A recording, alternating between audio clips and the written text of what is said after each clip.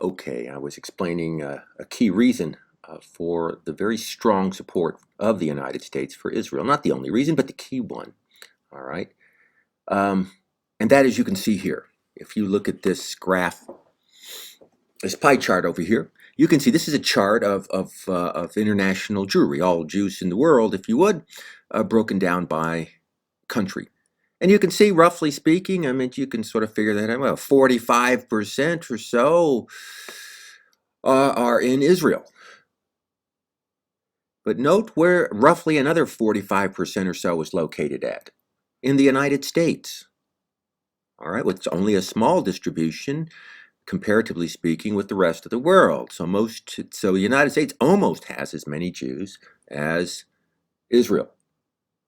And therefore, you're going to get in the United States a substantial support for Israel as compared to its Arab neighbors. I am not suggesting this as some kind of insidious observation that the United States has been infiltrated. There are plenty of commentators who make such inferences. None of this is illegal. None of this is improper. It's just demographics. I would suggest to Muslim Arab interests who might be supporting Palestinians that they too organize in the United States to alter or change foreign policy. All right? Again, there's nothing insidious about this, but it's just a demographic fact. These combination of factors means that you're going to get vigorous support from the United States, which I believe, roughly speaking, is somewhere around $3 billion annually, give or take. And what that means is that Israel has an advantage over its neighbors. I mean, you can sort of see it here when I put up this chart here. This is trends in Israeli spending as the 20th century was concluded. It isn't fundamentally changed. And you can see the amount of money that Israel spends on its military, which by and large eclipses that of all of its immediate competing Arab Muslim neighbors. All right, by and large, superior. That partially explains the success of Israel, militarily speaking, and politically speaking, given the footprint the United States has in the United Nations and elsewhere. All right? All right. Now, a few more observations that you need to know, since I'll ask you on the test. As you can see here, remember I talked about Islam being a theology that is broken down into two main schools of thought, all right, Shia and Sunni. And Christianity, of course, is broken down into hundreds of subsets now, right? By and large, you have Catholics, Protestants, and the subsets of Protestants are, quite frankly, almost infinite, all right? Well, it shouldn't surprise you that Israel also has two main schools or subsets. You can see them here. The Ashkenazic here. These are Jews and their descendants who are from northwestern Europe, North and northwestern Europe, right? Largely from France, Germany, Eastern Europe. I should put a note on here. Tend to be Ashkenazic Jews, all right? They, amongst all Jews, the Ashkenazi are a minority in terms of sheer numbers. But as a group, they're economically privileged. They're better off economically, and that, of course, translates to political and cultural power within the Jewish landscape. The other major school of Judaism you can see here are Sephardic Jews. All right, these are Jews and their descendants who are from southwestern Spain, North Africa, the Middle East, and Asia. All right, and you can see those listed here. All right, Spain, Portugal, North Africa, the Middle East. All right, amongst all Jews, they're actually a majority in terms of just individuals. But as a group, they are not as economically privileged. They're not as economically well off as the Ashkenazi. All right, so it's good to know the two main schools of Judaism. You probably haven't heard much about the divisions within Judaism. They exist. Arguably, you can understand why they don't have a whole lot of profile outside of Jewish discourse, given the relationship that Israel has as a whole with its Arab Muslim neighbors. Always keep in mind that there is a diversity of Jews, as you would expect. All right, the so-called lost tribes that have distributed from the Holy Land elsewhere. And as you would expect, you find in any group, there is often, shall we say, inequality between these groups based on factors like race and theology and class. You find that anywhere, even in the Holy Land, unfortunately. Now, to finish up, a few words about Palestinians. It may strike you as unusual that Palestinians have not, as Arabs, as Muslims, historically, Palestinians have not been necessarily well loved, as you might think, given the supposed Arab-Muslim unity in the region. Just as the Jews have historically been seen as overachievers and have been seen as overrepresented amongst the elite in the countries that they have been in, primarily the West,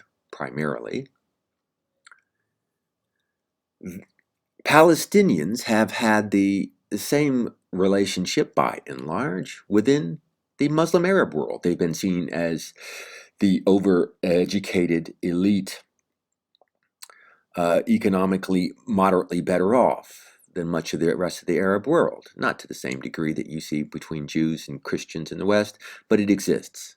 And so there's not this vast amount of fellowship. You'll get, of course, general Arab Muslim support, but that doesn't mean Palestinians have been well loved. You see, because Palestine here was not a backwater. Here, this is a map showing you the Arab world. Palestine was not a backwater in the early 20th century within the Muslim Arab world. They were not comparatively impoverished tenants of the lands. Like I said, they have a tradition that gave them, by and large, superior status to many other Arabs in the region. And therefore, they were represented in that fashion. They took up positions that gave them profile that produced, not unlike Jews, envy amongst other Arab and Palestinians. And of course, now, with a lot of the political problems that Palestinians have, certainly having been dispossessed of their country, many living in refugee camps, they have many exiled themselves to neighboring countries or have migrated into neighboring Arab Muslim countries. And then think about it, if you're one of the Arab Muslim countries, ostensibly you would think that there is going to be a desire to accommodate incoming Muslim and Arabs, but of course that's simplistic. Yes, that exists in the neighboring countries, but think about it, the neighboring countries by and large are not likely to have the economic resources to absorb immigrants coming in, especially if those immigrants have disproportionate amount of education. That can be a practical problem aside from the cultural affinity that may be shared with these Palestinians. That's a problem. And it is interesting, as this photo suggests here, that Palestinians, given their unfortunate circumstances in the latter half of the 20th century and on up to today, many Palestinians now form a cheap manual labor class to predominantly Jewish populations in Israel, as you can sort of see here. There's a bunch of Palestinians in line looking to cross the wall. There's a checkpoint there. But they also have migrated into the neighboring Muslim and Arab countries, where, of course, they also can represent a cheaper labor force. I mean, many of them commute every day into Israel from the occupied territories just to work. If I had more time, I would talk about the complexity of this relationship that the surrounding Muslim Arab countries have. The leaderships in these countries, which often have been dictators of one sort or another, often use the Palestinian circumstance for their own particular benefit and strategic benefit, not necessarily to the benefit of Palestinians. All right, but that's another matter. We won't go into that amount of analysis.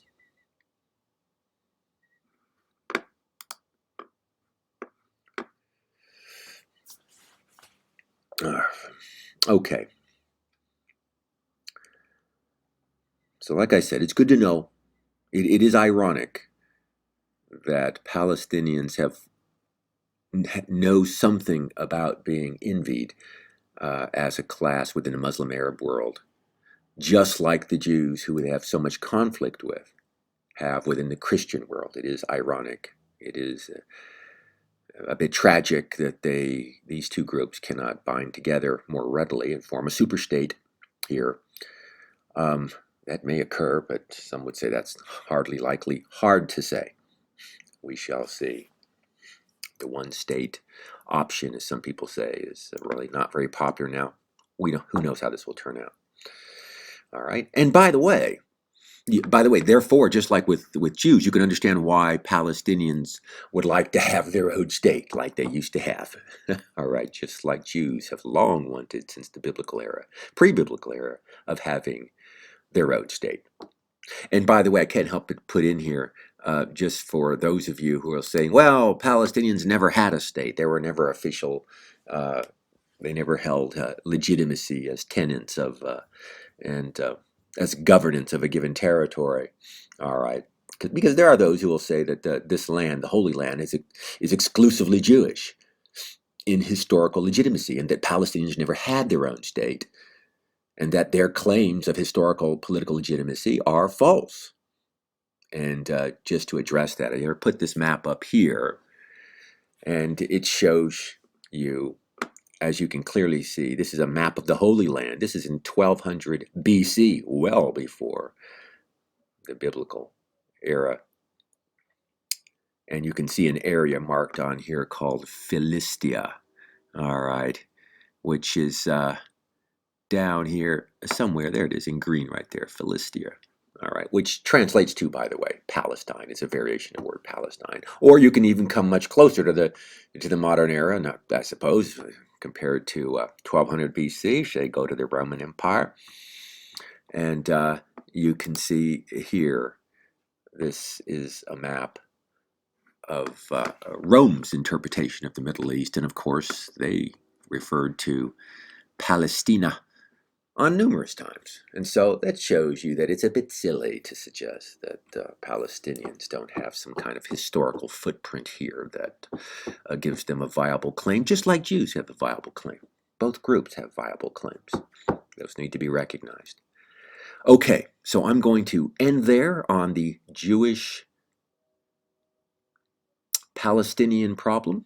That is a major problem. It needs to be solved. You understand the background for it. You understand the legitimate claims that both sides have. And I hope you understand that while you can find plenty of individuals who are monsters in the world, plenty of them, plenty of Palestinians and plenty of Israeli Jews who you can qualify as such. All right. Both groups, the classification of Israeli Jew and Arab Palestinian, need not be a monster. They both have historical claims as groups. I'm not talking about individuals. You do not have to join up with one of these clubs suggesting that they are simply the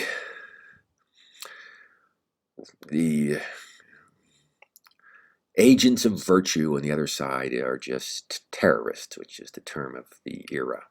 All right, that's remarkably simplistic. You should know better. Anyway, enough with that. I'm going to move off into the Arabian Peninsula next.